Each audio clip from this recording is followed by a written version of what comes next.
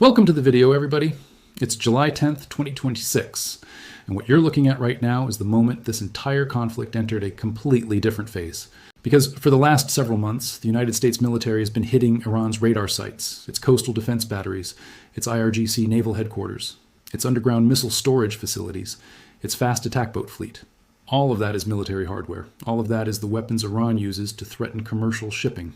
But what just happened in the last 48 hours is something fundamentally different. The US military just hit Iran's bridges. It just hit infrastructure directly connected to Iran's nuclear power plant perimeter at Bushehr. And Trump stood at the NATO summit in Ankara and looked straight into the camera and said, "I don't want to do that, but if we have to, we'll take them out." Talking about electric plants and desalination plants. So the message that just got sent to the mullahs is not a subtle one. This is not just about the Strait of Hormuz anymore. This is Washington saying out loud, we can reach every single lifeline you have, every bridge, every rail line, every power plant, every port. We have been choosing not to hit those things. We are now choosing differently. And Iran just lost a port, a railway bridge connecting them to China and Russia, 2 bridges on the road to Mashhad, and strikes landed close enough to the Bushehr nuclear power plant perimeter that Iranian officials went on state media and accused the US of striking the nuclear facility itself. It is a very rough week to be a mullah. That is the absolute understatement of this entire war. So let's get into it and break down exactly what happened, why it matters strategically, and what the targeting chain looks like that executed all of this.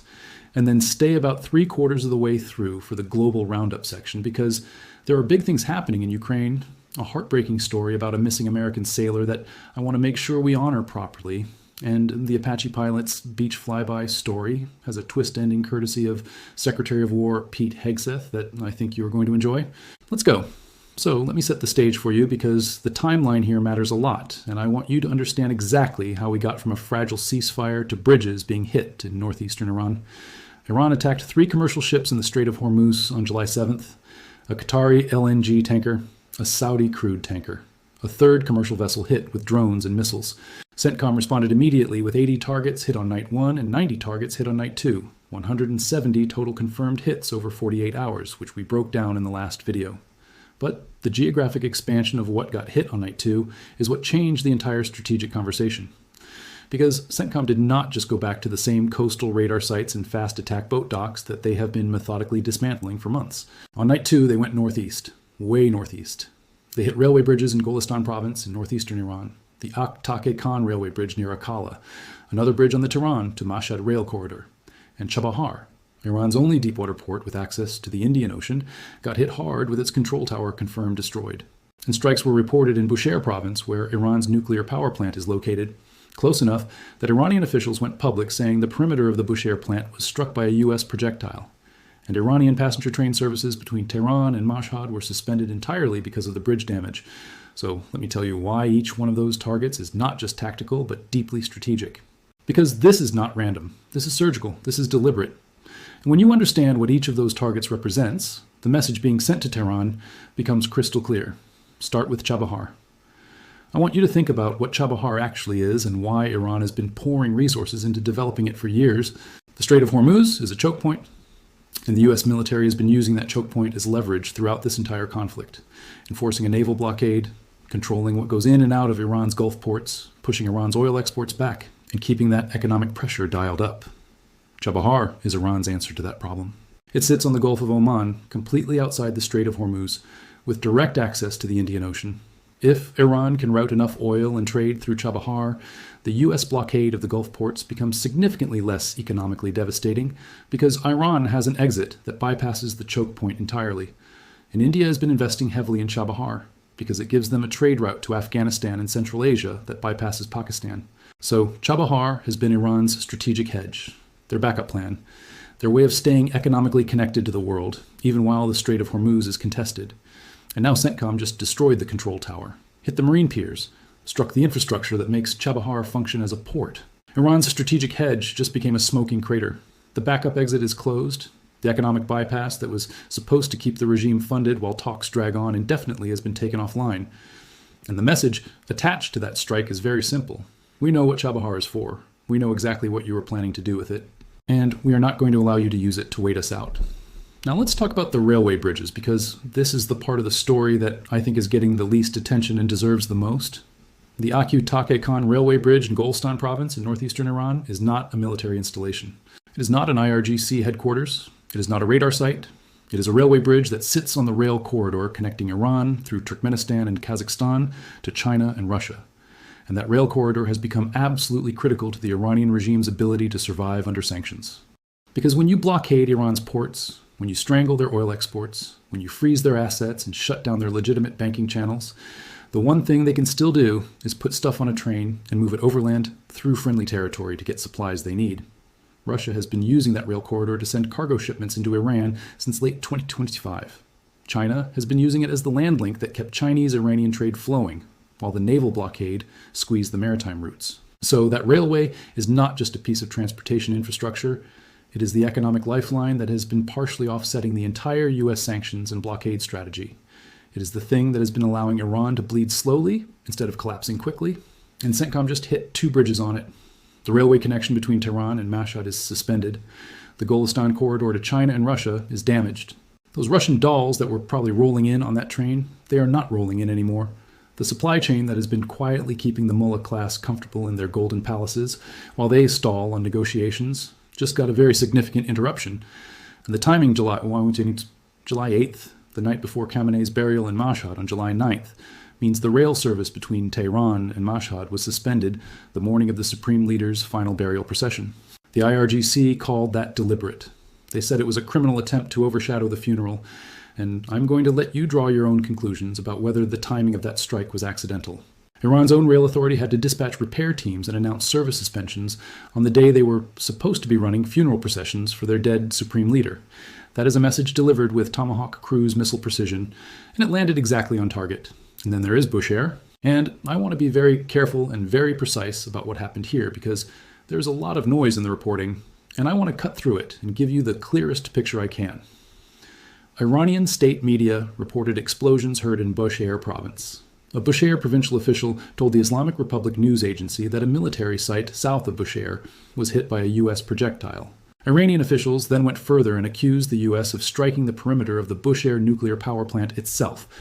U.S. officials told the Jerusalem Post that America was not responsible for those specific explosions, suggesting some of what was reported may have been Iranian air defense activity or confusion in the fog of a very complex multi-target strike night. The plant itself was reportedly not damaged according to Iran's own affiliated news agency. But here is what matters regardless of the precise targeting. Trump stood at the NATO summit and said out loud that if we have to, we will take out Iran's electric plants and desalination plants. Strikes landed in Bushehr province, close enough to the nuclear facility that Iranian officials felt compelled to issue public statements about it. Whether those specific explosions were CENTCOM or something else, the message was received in Tehran loud and clear. The power plants are now on the table. The infrastructure that keeps Iranian cities lit and Iranian water desalination running is now a stated U.S. target if Iran keeps going down this road. And that is not a small thing. That is the kind of ultimatum that changes the calculation for every Iranian official who is not a completely nihilistic hardliner, because the hardliners can ignore a lot of things. But when the lights might go out in Tehran and the water stops running, that is when the population that has been quietly suffering under this regime for years becomes a problem that the mullah class cannot manage anymore. Now, before I get into the targeting chain, I also want to flag something that the corporate media is getting completely wrong about the Bushehr nuclear power plant situation, because I think clarity matters here. Bushehr is a Russian-built facility. It was constructed and is operated by Rosatom, Russia's state nuclear corporation. It generates about 1,000 megawatts of electricity and provides roughly 2% of Iran's national power grid. And the reason the perimeter of Bushehr matters as a pressure signal is not primarily about the nuclear risk. It is about the message. The Iranian regime has spent decades hiding its most sensitive military programs behind civilian infrastructure. They put uranium enrichment centrifuges under mountains and called it civilian research. They built missile storage inside civilian-adjacent tunnels. They used dual-use facilities to blur the line between military and civilian activity, specifically to create ambiguity that makes it harder for the U.S. to strike without generating international outrage. And now CENTCOM is essentially saying, we see the game you are playing, we know where all of it is, and the perimeter of even your most politically sensitive civilian infrastructure is no longer off the table if you keep attacking commercial ships during a ceasefire. That is an enormously consequential signal. Trump's own words at the NATO summit were precise. I don't want to do that, but if we have to, we'll take them out. That is not a bluff from a commander-in-chief who just oversaw a 170 target strike package in 48 hours. That is a countdown clock sitting on the negotiating table. And every mullah in Tehran who is not completely committed to going down with the ship understands exactly what it means. Now let me walk you through how the targeting chain actually executes a strike package like this, because I want you to understand what it looks like from inside the cockpit when CENTCOM sends a concert up to Iran. And yes, I am calling it a concert. Because picture yourself as an IRGC air defense commander sitting in a bunker on the Iranian coast the night of July 8th, going into the 9th. Your radar scope lights up, contacts everywhere. Multiple vectors, multiple altitudes, speeds that do not match anything in your threat library. Because CENTCOM did not send one platform in to do this job, it sent every platform. The F-16CJ Wild Weasel goes in first. I say this every time. And I will keep saying it because the Wild Weasel mission is one of the most audacious things you can ask a fighter pilot to do. You fly in, you act as bait, you dare the Iranian radar operators to turn their surface-to-air missile systems on so you can track the radar emission right back to the source and put an AGM-88 HARM missile through the front of it. High-speed anti-radiation missile. The moment that radar operator turns his system on to look for incoming threats, he paints a bullseye on his own forehead. The lane gets sanitized before the main strike package even crosses into Iranian airspace. Then the F-15E Strike Eagles, coming behind them loaded with whatever the target set demands. 2,000-pound GBU-31s for the hardened structures, 500-pound GBU-38s for the precision work where you need surgical effects without a massive blast radius. And on a night like this, with railway bridges as targets, you're also looking at AGM-158B JASSM-ER, the extended range joint air-to-surface standoff missile that can be carried on the F-15E and launched from well outside the Iranian threat rings, flying itself to the target with enough precision to put the warhead exactly on the bridge span you want to drop. You do not always have to penetrate the threat envelope to hit a bridge. You can stand off and let the cruise missile do the trip while the aircraft stays safe outside. And then the F-18 Super Hornets blasting off the Abraham Lincoln in the Arabian Sea are doing the coastal work, the fast-moving surgical strikes on the radar sites and the port infrastructure, the AGM-84 Harpoon for anything that floats, and the precision-guided bombs for the fixed installations. And the B-1B Lancer, 24 JASSM cruise missiles per airframe, two-ship formation gives you 48 precision standoff weapons in a single pass.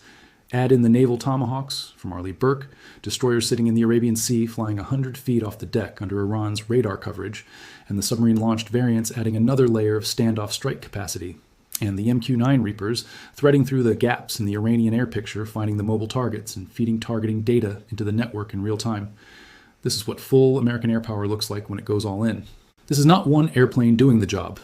This is a layered concert of suppression, precision strike, intelligence collection, tanker support, electronic warfare, all sequenced and coordinated simultaneously across an 800-mile combat radius.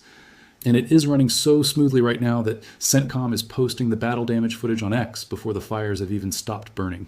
Now, I want to take a second here because I know some of you are going to ask the question that I have been hearing a lot lately, which is, if we are hitting bridges and nuclear plant perimeters, is this escalating out of control? And I want to give you my honest read on that. I spent close to a decade in classified vaults planning for this kind of conflict. I know what the targeting process looks like from the inside. And what I see here is not escalation out of control. What I see is deliberate strategic sequencing. You do not start a campaign by hitting bridges and power plants. You start by hitting the radar sites and the fast attack boats because those are the things actively threatening commercial shipping right now today. You establish that you can penetrate the air defense envelope with impunity.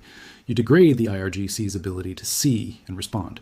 And then, when Iran demonstrates that it is not going to come to the table by attacking 3 commercial ships during a ceasefire window, you move up the target ladder. You hit the port that was supposed to be their economic bypass. You hit the rail bridges that were supposed to be their supply chain to China and Russia. You land strikes in the province where their nuclear power plant sits. And you say out loud at a NATO summit that the power plants are next if this continues. That is not escalation out of control. That is a very deliberate pressure campaign designed to remove Iran's strategic options one at a time, until the only option left is the deal. Every lifeline gets taken offline until the choice becomes sign the paper or have no economy left to rebuild with. That is the framework. And the book that I have been working on, you can pre-order it right now at mabbook.com. It goes deep into exactly this kind of strategic sequencing and how the same principles apply to everything you're trying to accomplish in your life and your business. The Art of Modern War. Signed or unsigned copies available. Link is in the description. I think you are going to get a massive amount out of it. And look, Iran's response to all of this is exactly what you would expect from a regime that is running out of options and knows it. Kalibaf posted on X that the era of bullying is over, and the Strait of Hormuz will only open with Iranian arrangements. The Foreign Ministry called the bridge strikes a criminal attack in a false pretext. The IRGC claimed they struck U.S. military facilities in Kuwait and Bahrain with missiles and drones. Sirens went off in both countries. The Bahrain Defense Force activated air defenses. Kuwait's army intercepted incoming threats, and Jordan reported intercepting 8 missiles fired from Iran.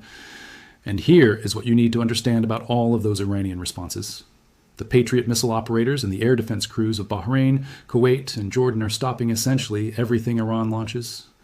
Iran says they struck 85 U.S. military targets in Bahrain and Kuwait. The actual damage to U.S. military assets, according to everything we are seeing, is essentially nil. Their Shahab 3 ballistic missiles with ranges of up to 1,000 miles are getting shot down. Their Shahed kamikaze drones are getting intercepted. Their fast attack boats are either at the bottom of the strait or sitting in port, too scared to go out because of what happened to the 60 that got hit on night 1. Iran is firing everything they have left, and the air defense crews of the Gulf states are swatting it all down.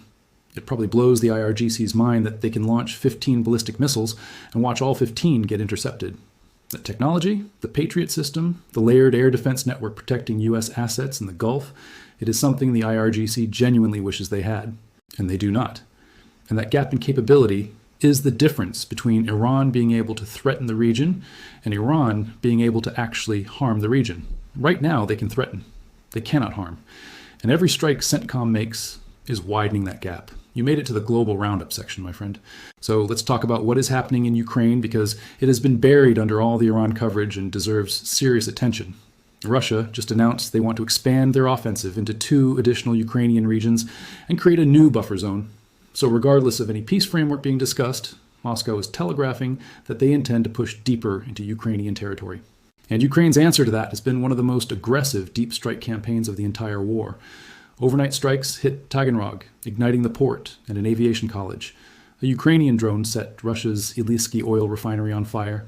Ukrainian drones hit Crimea again as part of a sustained campaign to systematically push Crimea into blackout conditions, and it is starting to work. This is now a 4-day Sea of Azov campaign that has hit 36 Russian Shadow Fleet tankers. 36. That is an extraordinary number, and those Shadow Fleet tankers are how Russia has been moving oil in violation of Western sanctions to keep their war economy funded. Ukraine is going after the economic engine of Russia's ability to fight in a way that is absolutely brilliant and getting almost zero coverage right now because Iran is consuming everything. But please keep your eye on what Ukraine is doing in the Sea of Azov, because that campaign is going to have strategic consequences for the Russia conflict that matter enormously in the coming months. And I also want to mention something that happened at the NATO summit that is getting buried under the Iran coverage, but that matters a lot for the long-term strategic picture. Trump pushed back hard at NATO allies at Ankara for not contributing to the Iran effort. He has been making this point repeatedly, and there is real substance behind it because the Strait of Hormuz matters to European energy security, at least as much as it matters to American strategic interests. Before this war, 1/5 of the world's traded oil and natural gas moved through that strait. European fuel prices, European industrial costs, European economic stability all have a direct connection to whether that choke point is open and secure. And right now, the United States military is bearing essentially the entire burden of keeping it open, while European governments issue diplomatic statements and watch from the sideline. Trump is right to push on this. And I think as the economic impact of the prolonged strait disruption continues to compound for European consumers and European businesses, you are going to see the political calculation in European capitals start to shift. Quiet logistical support, intelligence sharing, diplomatic backing for the U.S. position, all of that is going to become more visible in the coming weeks, because Europe cannot afford to keep pretending that what happens in the Strait of Hormuz is somebody else's problem. And then there is a story I want to make sure we cover properly because it deserves our full respect and attention. The U.S. Navy on Tuesday identified Commander Gabriel Edwards as the sailor lost at sea in the Persian Gulf after an MH-60S helicopter made an emergency water landing in the Arabian Sea on July 1st. Commander Edwards was the commanding officer of Helicopter Combat Squadron 5. He was flying with the USS George H.W. Bush Carrier Strike Group when the helicopter went down. 3 of the 4 crew members were successfully recovered. The Navy suspended its search for Commander Edwards on Sunday. And the commander of Carrier Strike Group 10 released a statement that I want to make sure you hear. He said, "The thoughts and prayers of every member of the Carrier Strike Group 10 team are with the Edwards family." He said, "While we are far from home, our heartfelt support remains at your side." Gabe's legacy as a husband, father, friend, and fearless leader will never be forgotten. We are thankful that each of us carries a unique and indelible part of Gabe's memory with us as we continue this important mission. Thoughts and prayers with Gabe's family. Hats off to a true American hero. Commander Edwards gave everything serving his country in one of the most contested maritime environments on the planet right now. We owe him and every service member deployed in that region our deepest gratitude and our prayers for their families. And then the Apache pilot story has a twist that I think is worth covering because it says something important about leadership and culture, and I have some thoughts on it. As a former commander, 2 Army Apache pilots did a very low flyby at a beach in South Carolina that got a lot of attention online. Looked incredible. Looked like an epic recruiting video, honestly. The Army moved to suspend them, and then Secretary of War Pete Hegseth stepped in and removed those suspensions. And here is my honest take on this, as someone who has been in that cockpit and who has also been in a leadership position where you have to make these kinds of calls. Apaches are trained to fly extremely low. That is literally their job. Low and fast and finding targets and protecting ground forces.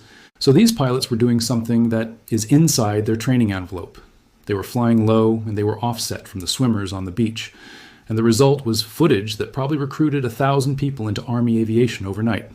From a commander's perspective, you want to say, hey, just remember there are limits, and those limits exist for safety, not for paperwork reasons. But if those pilots came back and said, "Sir, we thought about this, we were aware of our margins, we knew where the people were, we were within our comfort level, and our aircraft limitations," I would say, nice job, that was epic. And remember, the limits exist to protect you and everybody around you. Pete Hegseth made the right call, removing those suspensions. And the Army should be proud that it has Apache pilots who fly like that, because that is exactly the spirit you need in combat aviation.